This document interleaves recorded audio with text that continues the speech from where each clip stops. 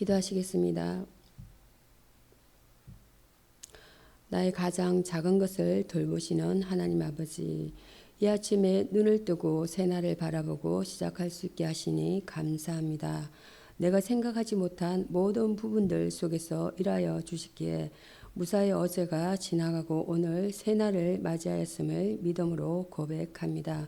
그 크고 위대하신 우주를 만들고 그것을 다스리시는 하나님 아버지께서 이렇게 작디 작은 인간의 사소한 일까지 돌보심에 가장 큰 기적임을 믿습니다.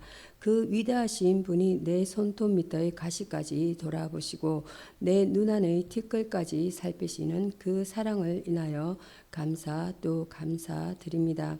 우리 인간은 크고 작음을 나누고 큰 사람 작은 사람을 나누어서 큰 일은 큰 사람이 하고 작은 일은 작은 사람이 하는 것처럼 생각하며 교만할 때가 너무 많음을 고백합니다.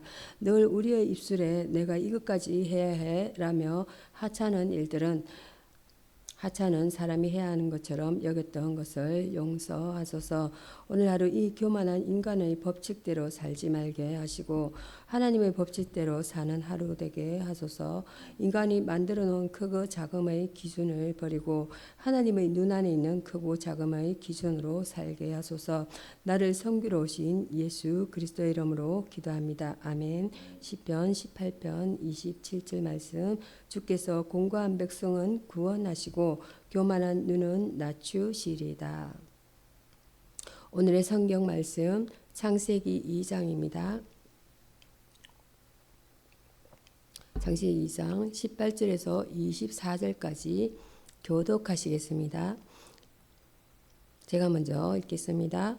여호와 하나님이 이르시되 사람이 혼자 사는 것이 좋지 아니하니 내가 그를 위하여 돕는 배필을 지으리라 하시니라.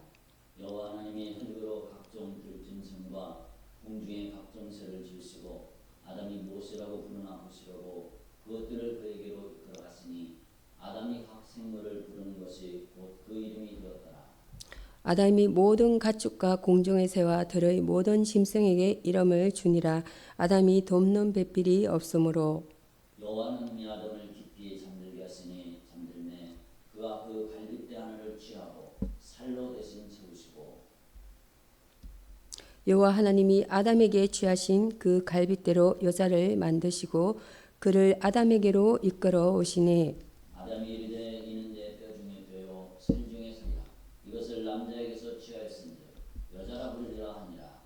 이러므로 남자가 부모를 떠나 그의 아내가 합하여 둘이 한 몸을 이룰지로다.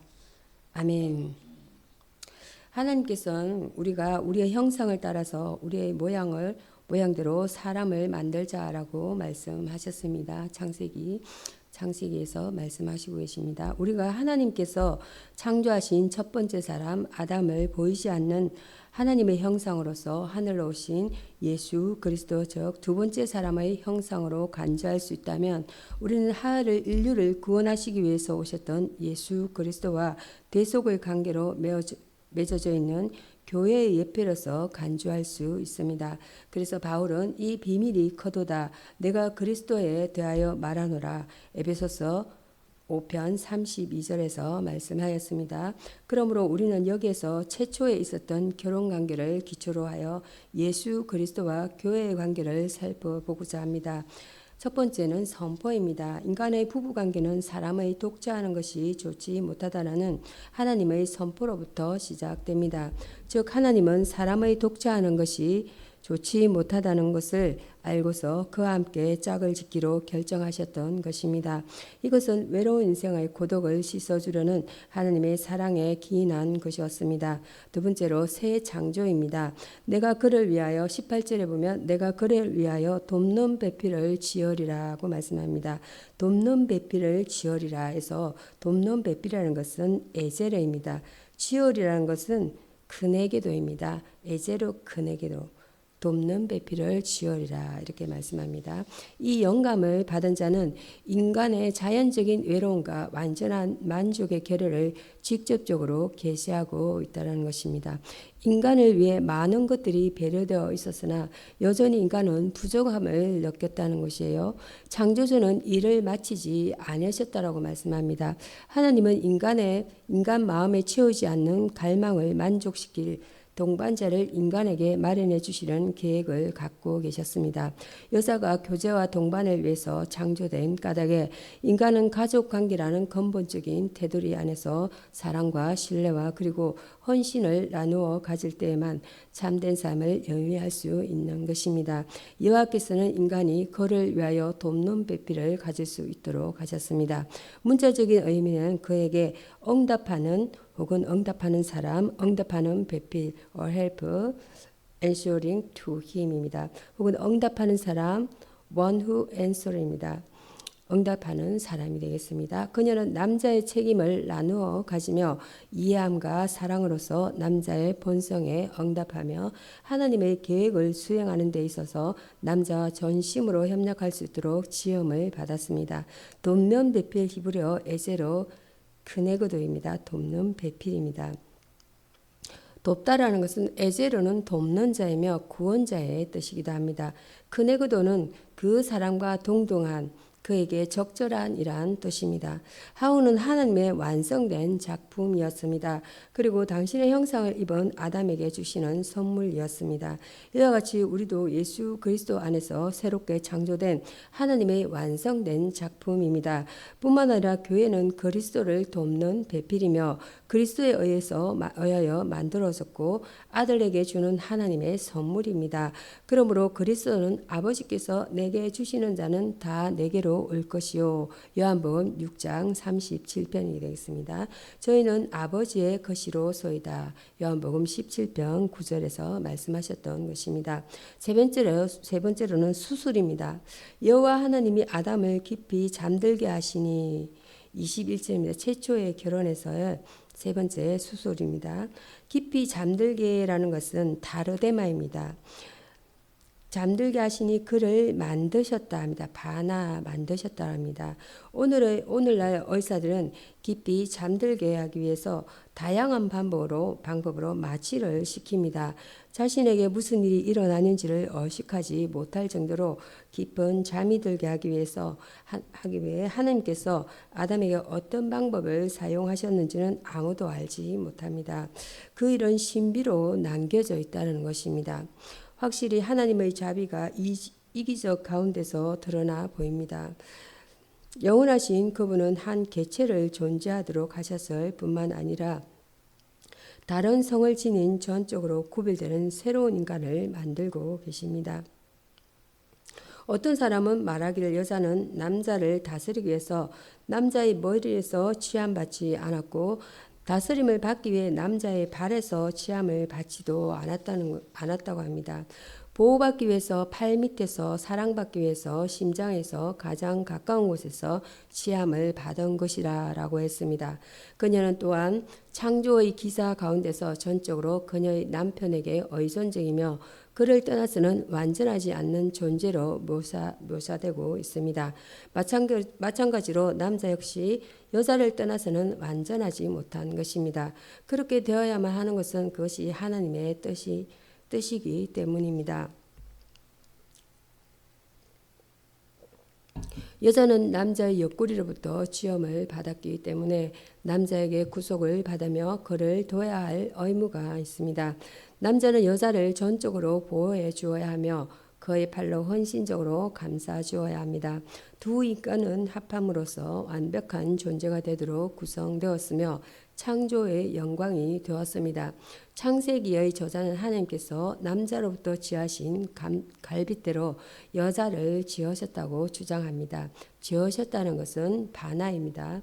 진흙을 재료 삼아 남자의 육신을 빚어내신 그 손이 남자의 살아있는 육신 부분을 지하여 그것으로 여자를 만드셨다고 합니다. 잠은 죽음을 상징적으로 나타내고 있습니다. 아담이 이러한 상태에 있는 동안 어느 외과 의사보다도 더욱 놀라운 손길을 통하여 아담의 형상을 입은 배필이 태어났습니다. 이와 같이 두 번째 아담인 예수님께서 십자가에서 고개를 떨어뜨리고 숨을 거두었을 때 하나님께서 그에게 깊은 잠을 주셨고 그러한 죽음을 잠을 통하여 자신이 택하신 자들에게 생명을 주셨던 것입니다. 하나님께서 돕는 배필을 주시기 위하여 첫 번째 남자에게서 갈비뼈를 취하신 것처럼 그리스도께서도 돕는 사람을 얻기 위하여 피를 흘리셔야만 하였던 것입니다. 네 번째로 선사됨입니다. 그를 22절에 보면 그를 아담에게로 이끌어 오시니 이렇게 말씀하고 있습니다. 그를 아담에게로 이끌어 오시라는 내용을 보면 하나님은 이 새로운 피조물을 준비하시고 그녀를 남편과 결혼하도록 넘겨주심으로써 결혼이라는 중요한 제도를 설립하셨습니다. 영원히 중요한 제도를 설립하셨다고 합니다. 창조주께서 결혼 제도를 제정하였을 때에 결혼의 신적인 기원을 주장하는 중심에는 깊은 신비와 함께 남녀의 거룩한 관계가 있었습니다. 고상하고 정결하며 거룩하며 인류에게 즐거움이 될 릴레이션십입니다. 관계입니다. 이 관계의 제도를 통해서 하나님의 사랑 많으신 심정은 의심할 여지가 없이 기뻐하셨습니다. 하나님의 형상을 닮은 모든 사람은 주 여호와로부터 그의 아내를 얻을 수 있습니다. 성경은 주 여호와께서 그녀를 남자에게로 이끌어 오시니라고 말씀하고 있는데 그것은 사랑을 서로 나누고 교제를 즐기고 하나님께서 그에게 은혜를 주신 축복을 함께하며 함께 기뻐하며 남자에게 안위와 도움이 되게 하기 위한 것이었습니다. 이와 같이 성령께서 우리를 그리스도께로 이끄셔서 그의 것이 되게 하시며 그와 함께 일하는 사람이 되게 하셨습니다. 그러므로 모든 그리스도인들은 그리스도에게 있어서 하와가 아담에게 그러했던 것처럼 돕는 배필입니다. 다섯 번째는 영접입니다. 아담이 가로되 23절에 보면 가로되 이는 내 뼈 중의 뼈요 살 중의 살이라 이렇게 말씀합니다. 인은에서 살 중의 살이라 여기까지 말씀 내용의 뜻은 남자는 이 새로운 창조를 통해 당신의 거룩한 의지를 성취하기 위하여 그의 모자라는 마음이 필요로 모든 것들을 채워주려고 하나님께서 만들어주신 동반자를 알게 되었습니다. 여기서 여자는 이시아입니다. 남자는 이시라고 합니다. 이들 두 히브리 단어는 그 발음에 있어서도 매우 흡사합니다. 두 단어 간의 차이점이 있다면 여자는 단어가 여성형으로 끝나는 점뿐입니다. 최근에 발행되는 사전들에 따르면 이들 단어가 어원학적으로 관계가 없다고 주장되고 있습니다. 그러나 여자라는 단어가 남자라는 단어로부터 파생되었다고 보는 이전의 견해를 반박할 만한 아무런 실제적 근거도 없습니다. 여자라 칭하리라. 여기서는 원어상 여자 이샤 히브리어입니다. 이샤에 해당하는 말은 남자 히시에서 파생된 말로 여자가 남자의 뼈와 살로 지원받은 것과 그 맥을 같이 합니다. 한편 1편 27절에 남자와 여자의 개념이 암수쿠스의 기능적 의미로 쓰인 반면 본절에서는 인격적으로 쓰였습니다. 아담은 하나님의 선물이며 그 몸의 일부인 하와를 적각 알아보았습니다. 그리고 하나님께로부터 둘이 한 몸을 이룰지라는 명령을 받고 아담은 하와를 거절할 생각을 결코 하지 않았습니다. 이러한 사실은 내게 오는 자는 내가 결코 내가 쫓지 아니하리라. 요한복음 6편 37절에서 주님의 말씀과 동일한 말씀입니다. 얼마나 밀접한 연합입니까? 이와 같이 우리는 그리스도의 몸과 살 그리고 뼈의 일부가 되었습니다. 그렇습니다. 그리스도께서는 그에게 오는 자를 모두 영접하실 것입니다. 여섯 번째는 결과입니다. 이러므로 남자가 24절 내용을 보면 남자가 부모를 떠나 그 아내와 연합하여 둘이 한 몸을 이룰지로다. 이러므로 남자와에서 아내와 연합하여라는 것은 다바크입니다. 연합하다는 것은 다바크. 창조주께서는 일부일치제의 결혼 제도를 주장할 만한 충분한 근거를 마련해 놓으셨습니다. 아멘. 위대한 히브리인 주석가 라시는 이것이 성령께서 행하신 특정한 말씀이라고 주장했습니다. 남자와 아내의 연합에 관한 최종적인 언급은 우리 주님께서 하셨습니다. 주님께서 말씀하시기를 이러므로 사람이 그 부모를 떠나서 그 둘이 한 몸이 될지니라. 이러한저 이제 둘이 아니요 한 몸이니 그러므로 하나님이 짝지어 주신 것을 사람이 나누지 못할지니라 하셨습니다. 마가복음 10편 7절에서 9절입니다. 하나님께서는 결혼으로 맺어진 결합은 영원히 풀어지지 않도록 작정하셨습니다. 연합한다는 것은 다바크. 이 연합한다는 다바크라는 말은 남자가 자기 아내와 밀착하여 떨어지지 않는다는 뜻입니다. 아내라는 단어는 단수형으로 쓰여졌습니다. 여자보다 힘이 센 존재인 남자는 의지할 만한 존재입니다. 이 구절에 표현한 대로 남편이 사랑하는 힘의 친절함을 보여줄 때에 여자는 그를 의지하게 될 것입니다. 사랑은 강하며 오래 참는 것입니다.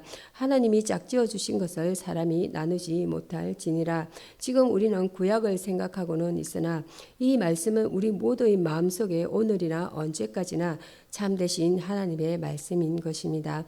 오랜 시간 전에 모세에 의해서 아주 정확하게 기록된 이 관계가 영원한 진리와 하나님의 작정 가운데서 어찌 그리도 확실하게 뿌리박고 있는지, 결혼의 신성성은 성령의 중심부에 세워져 있으며 성령에 의해 기본적인 것으로서 영원히 강조되고 있습니다. 하나님께서는 자신의 형상을 따라 지원받은 이 피조물들이 그를 기쁘게 할 가정을 세울 만한 하나님의 선택받은 그릇들이 되기를 소원하셨습니다.